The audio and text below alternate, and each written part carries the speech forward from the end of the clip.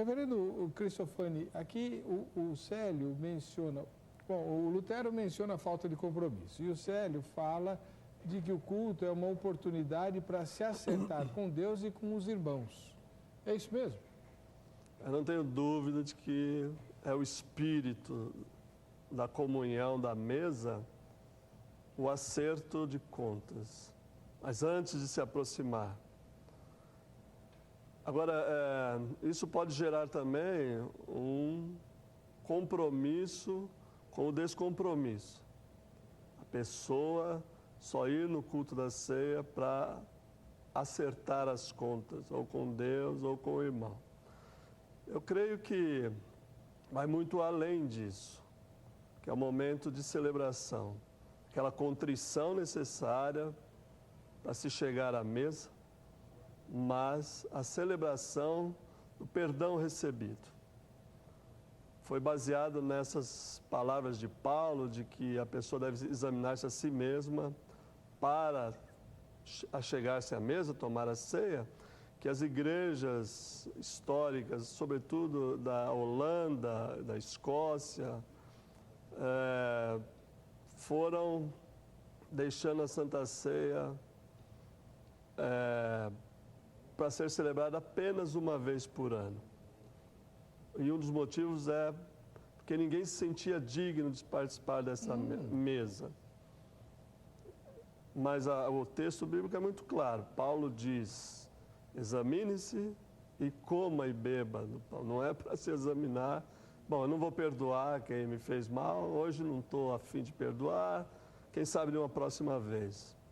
Então, de fato, a ceia compromete ou nos compromete com o perdão, com a contrição, com a reparação, com tudo o que há de bom no sacrifício de Cristo, que é a recuperação das nossas vidas e a recuperação da harmonia na comunidade. É justamente esse contexto da primeira catequese sobre a ceia, vamos dizer assim, em 1 Coríntios, é para corrigir uma distorção de divisão. E divisão ali por questões de comida, de bebida, e certamente quem lê a carta aos Coríntios vê que há muito mais coisa ali. Então é de fato um momento de reconciliação, de perdão.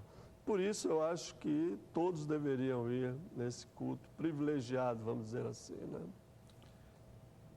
Pastor José Diniz, como é que é o acesso ao culto de Santa Ceia na sua igreja? As pessoas podem participar ou só os membros batizados? Como é que funciona? A participação na ceia na nossa igreja, nosso ministério, é para os membros. É para os membros que são batizados, estão em comunhão. Outros podem entrar, mesmo se entrar uma pessoa de outra denominação, ele está em comunhão, ele participa da ceia. Nós não vamos fiscalizar, saber, ter uma carteirinha para entrar, só pode quem bater uma continência para o pastor da igreja, não, isso não existe. Mas está em comunhão, é um pré-requisito, está em comunhão. Porém, não há condições do pastor nenhum, e diga-se passagem, pastor nenhum é fiscal da vida de ninguém, não é fiscal, nem deve ser fiscal da vida de ninguém, e até a própria palavra, Paulo está falando lá, que examine-se, pois, uma a si mesmo. Então, o fato de ir no dia da ceia, você vai cumprir o seu compromisso de cristão, uma vez que a denominação, o ministério, optou por uma vez no mês. Pode ser uma vez no mês, pode ser uma vez no ano, pode ser toda semana, pode ser todo dia, não existe regra para isso. Respeita-se cada denominação, o ministério. Mas o fato de ir naquele dia, porque naquele dia eu vou me redimir, eu penso que está errado. E está uma frieza espiritual, quase de modo generalizado, que as pessoas ficam, não, se for naquela campanha eu estou resolvido, se for no dia da ceia eu estou perdoado, se for no dia de domingo eu estou perdoado, se for uma vez por ano eu estou perdoado. Eu acho que o camarada não se converteu ainda. Eu acho que a pessoa não tem um compromisso com Deus, ele não sabe ainda como convém servir a Deus realmente. Ter aquele compromisso com a fé, com a palavra, que a palavra transforma, que Deus é quem faz a obra, o Espírito Santo precisa achar lugar. Se não achar lugar na vida do cristão em 30 dias, o cristão vai dar um lugar no dia do culto de ceia? Será que ele vai para lá aberto ou ele vai engessado? Se ele for engessado, não tem lugar para o Espírito Santo. Como é que vai haver esse trabalho, essa dinâmica, esse movimento no interior do sujeito? Será que ele está aberto uma vez que se engessou durante os 30 dias?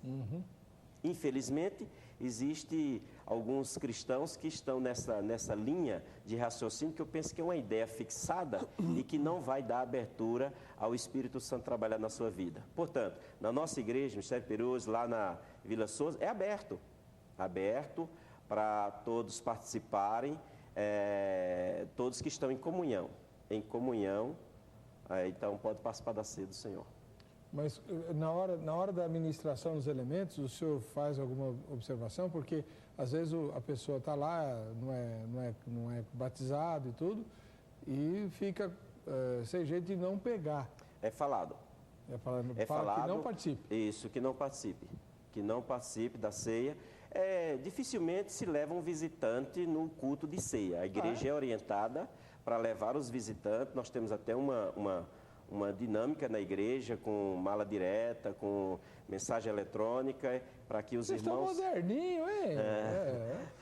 Para que os irmãos levem os visitantes no domingo à noite. Então tem uma recepção trabalhada para colher os dados, depois mala direta e mensagem eletrônica, para que mais focado para o domingo. E na ceia, às vezes a gente precisa tratar algumas coisas internas para que ele não saia escandalizado, se necessário for. E também a gente faz toda a cerimônia. Que é a ceia de vocês? Aos sábados, o quarto sábado de cada mês. Quarto sábado de cada mês. Então não é no domingo, que é para não... Isso, não perder, porque o domingo a gente vê mais como um trabalho evangelístico. Entendi. Portas abertas, evangelístico. Então a ceia mesmo é para os membros da igreja? Para os membros da igreja. Tá. Tanto é que num dia, não é nem no domingo. Não tá no bom. domingo, é no sábado. Muito bem. O João Henrique Bittencourt, ele mora na capital paulista. Olá, pastor Heber, eu sou da Congregação Cristã do Brasil há um bom tempo e gostaria da opinião de vocês a respeito da Santa Ceia lá. Na congregação, a Santa Ceia é servida com um único copo ou taça, passando na boca de todo mundo, a começar pelos doentes. Isso não seria antiético e um desrespeito para com as pessoas? Qual a dificuldade de se adotar copinhos descartáveis ou laváveis, como fazem todas as demais igrejas evangélicas? Não são todas não, viu, João Henrique? Tem algumas igrejas que também usam o cálice único. Não é só a congregação, não. Isso não tiraria a santidade do serviço. Bom.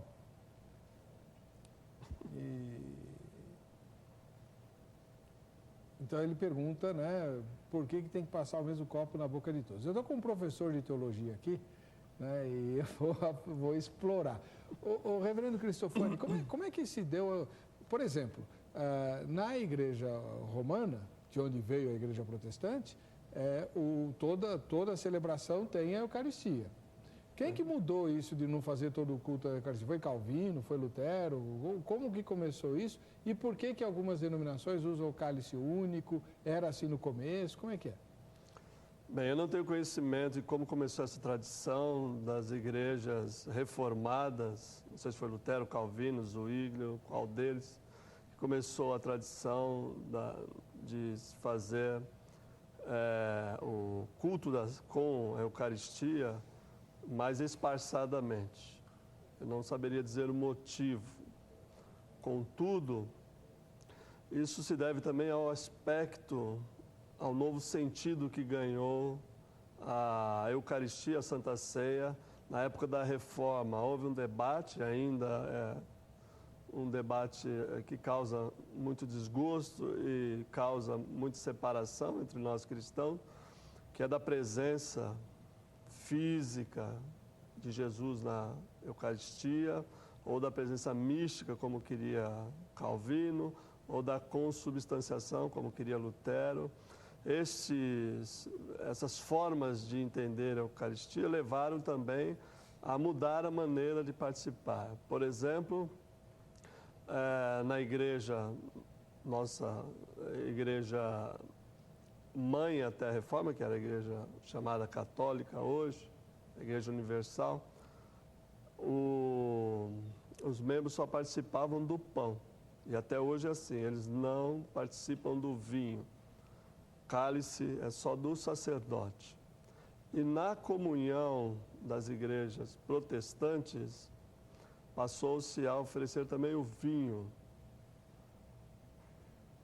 Para alguma tradição religiosa, como a nossa, o vinho era servido em cálice comum e, por outros motivos, depois em cálices separados. Então começou com o cálice comum. Começou com o cálice comum. Algumas igrejas ainda praticam isso. Eu participei de Eucaristia em diversas igrejas diferentes. Quando eu fazia meus estudos de pós-graduação em São Leopoldo, com os luteranos, eu participava das ceias com eles, eu morei lá, e era um cálice comum, e para evitar essa contaminação, essa que o João Henrique, né? É, João Henrique. O João Henrique disse de partilhar o mesmo cálice, vem junto um guardanapo, e você limpa a beirada do cálice, é um cálice de metal, não é um cálice de madeira, tem algumas tradições que usam. Então, ainda se usa o cálice comum em muitas igrejas. Então Porém, não é só a congregação. Não, isso não tem denominação. Isso depende do gosto mesmo, vamos dizer assim, e mais simbolicamente no sentido de todos participar do mesmo cálice. Porém, há uma questão de saúde pública hoje. Verdade. Ele diz que na igreja que ele congrega, começa pelos doentes. Então, hoje, com essa asepsia, né, de lavar a mão de todo jeito, não tocar a mão, parece que tudo que se toca é impuro, né? Ou pelo menos é contaminado por germes, né? E aí está aí os sabonetes, que não deixam falar sozinho. Eu acredito que é uma questão hoje de bom senso. Usar um cálice comum corre-se o risco de disseminar um vírus de gripe, qualquer outro tipo transmissível, através de saliva. Sim. Eu acho que é anti-higiênico, do ponto de vista da saúde. Mas o senhor participava. Simbolismo, participava sem nenhum problema, né?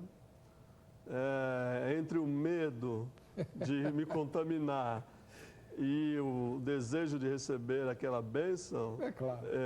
Eu também já participei. Seria muito deselegante alguém me oferecer um cálice e eu não aceitar. E tem também, né, pastor,